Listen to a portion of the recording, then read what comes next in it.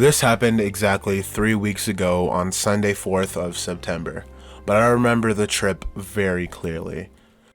I took the Philosopher's Stones with my best homie who I've known since I was 4 or 5. I had taken LSD twice in the past, even though the first time I didn't feel much due to loss of potency in the tab. And my friend had never taken any psychedelics, but we both had researched psychedelics a lot, especially magic truffles, and we felt like we were prepared. We had ordered one 15-gram bag of Sclerotia Hollandia and another 15-gram bag of Sclerotia Utopia from Zamnesia, so they were from a safe and official source. I arrived at my friend's house at around 2 p.m. Neither of us ate any breakfast, so our stomachs were empty to help with the nausea. After chatting for a couple minutes and contemplating about taking them as we were both a bit nervous, we weighed out around 7.5 of Sclerotia Hollandia for each of us to take. We munched them down pretty quick and chewed carefully. They tasted kind of like rye bread with a sour aftertaste. At 12:15 p.m. we had both eaten all of our truffles and headed out on our bikes to a nearby forest. We waited for the truffles to kick in, and at around 3 p.m. after chatting in the forest, we both started feeling very calm and positive, but no major effects other than that were noticeable. My friend felt it more than me as he was extremely relaxed and kind of sedated, and I was kind of just chilling. We decided to go cycling in the streets as we wanted to stay active and change scenery. After cycling for a while, he started to feel tingly while I stayed exactly the same. It might be because I weigh more than him, but either way, we decided to cycle back to his house and split the other bag of Utopia among the two of us. At around 3:30 p.m., we were both roughly 15 grams deep and were about to have quite the hoot. After eating the second bag, we went to a store and bought orange juice. We then cycled to our old weed smoking spot as it had a nice graffiti wall and some benches. We arrived there at around 3:40 p.m. It was a nice sunny day, so we sat down, took in the sun's heat, and just kind of relaxed. I played some chill music on my speaker, and after about 5 minutes of sitting and chatting, I started to feel a tingling sensation in my limbs and an extremely strong sense of relaxation, which was amplified by the sun beaming straight at us. This was also accompanied by a sense of confusion. I put on healing vibrations on my speaker and closed my eyes to meditate a little. I started seeing some very faint closed-eye visuals as I saw some beautiful but not yet complex red floral shapes in my vision. We spoke to each other about our effects and told jokes.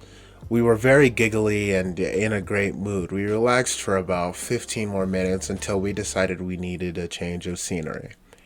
So we got on our bikes and started heading to another park close by. On our way to the park, everything was more vibrant, and I was way more aware of small details on the ground. Other than that, though, there were no major, mind-shattering effects. We had arrived at the park and found a nice secluded bench that was located behind a bush and was inside of a hole in the ground, which was pretty nice because we had felt way more connected with the ground and nature in general.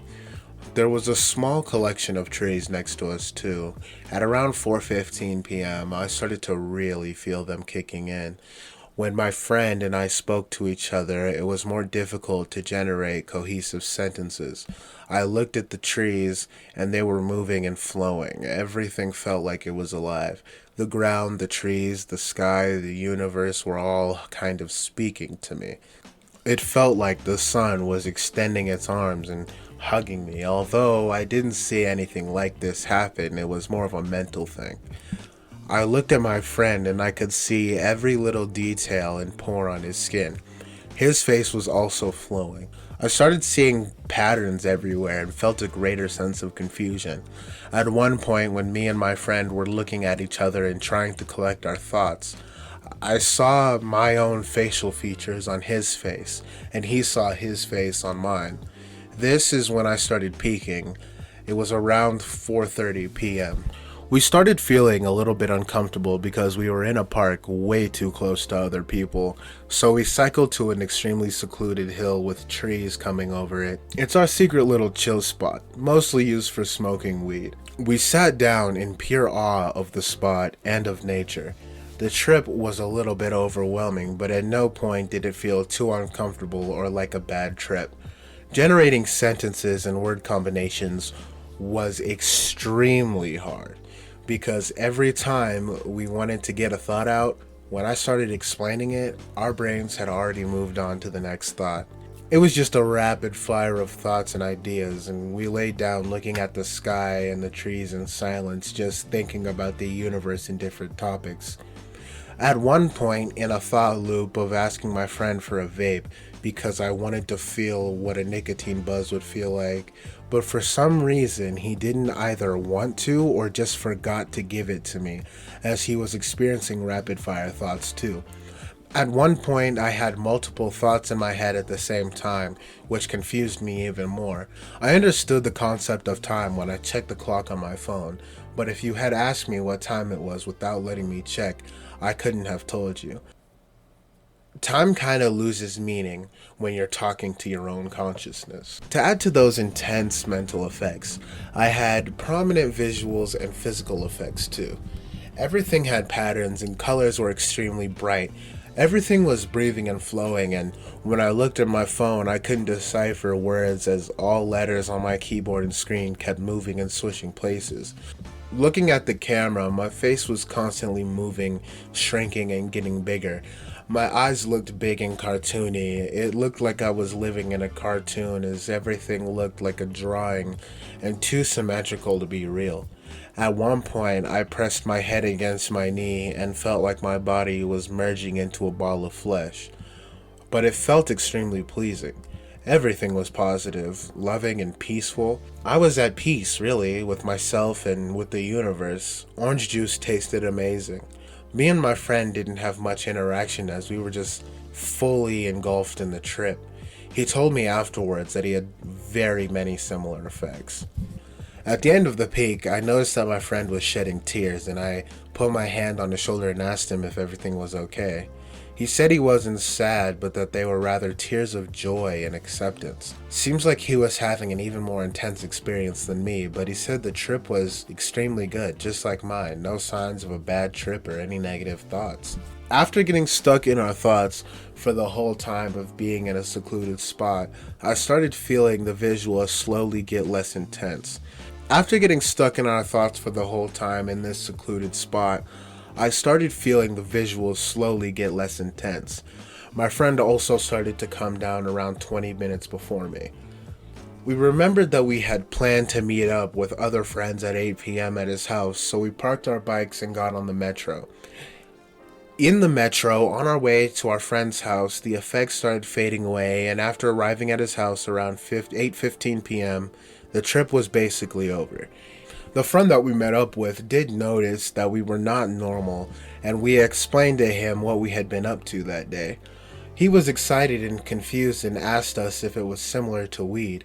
We had to explain to him how it cannot be put into words what a psychedelic trip is like. At 8:30 p.m., the others had arrived and we started playing a 3v3 game of pool in his attic. I basically felt sober. For the rest of the night, I felt very calm and at peace. At 12 a.m., me and my friend, who I had tripped with, left to go home. On our way to the metro station, we talked about our effects, and on the metro, we discussed our disappointment that psychedelics are illegal for basically no good reason. We parted ways and I biked home from the metro station we had left our bikes at. When I got home, I greeted my parents and hugged my dog. I felt more appreciation towards them. I went to sleep around 2 a.m. and had a really good night's sleep. The next day was pretty much normal. I was a little calmer and more appreciative about life, but other than that, nothing much. I was still a bit overwhelmed by the trip and was still trying to process it, and 3 weeks later and we still talk about this trip and plan on tripping together again.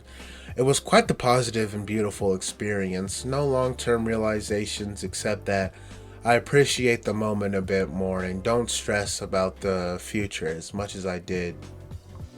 Well, guys, that is the trip report. Thank you for sticking around for the video. I will leave the full trip reports down below from now on in all of my trip report videos. Also, check out the charities in the description. It would be great for you guys to donate to them. If you're interested in watching us stream both of the gunks, we will be streaming on the Gunk Cave, usually from my perspective, just about every night. So go ahead and come through. We love to see you, and adios. See you guys in the next one.